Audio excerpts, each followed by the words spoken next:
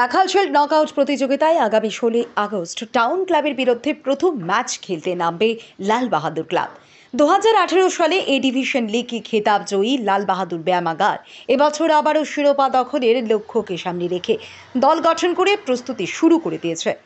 বহির্রাজ্যের প্রতিভাবান তরুণ ফুটবলারদের পাশাপাশি রাজ্যের খ্যাতনামা ফুটবলারদের নিয়ে উমাকান্ত মিনি স্টেডিয়ামে অনুশীলন চালিয়ে যাচ্ছেন কোচ সমরজিৎ দেববর্মা। এবছর রাখালশিল্ড নকআউট ও প্রথম ডিভিশন লিগে জোড়া সাফল্য অর্জন করবে বলে আশা ব্যক্ত করেন ক্লাব কর্মকর্তারা। 14 জন আছে মিজোরাম থেকে, আর 3 জন আসছে আমাদের শিলিগুড়ি 18 তারিখের পরে, আর এদিকে আমার 5 জন আছে লোকাল, লিয়েনে আসবে, লোকাল লিয়েন।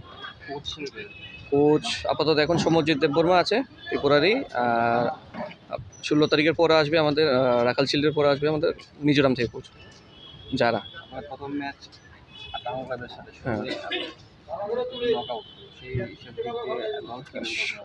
সবাই ফার্স্ট টাইম এখন মিজোরাম থেকে যারা এসেছে। সিনিয়র আছে জোসেফ, গত বছর 9 বুলেটে খেলেছিল।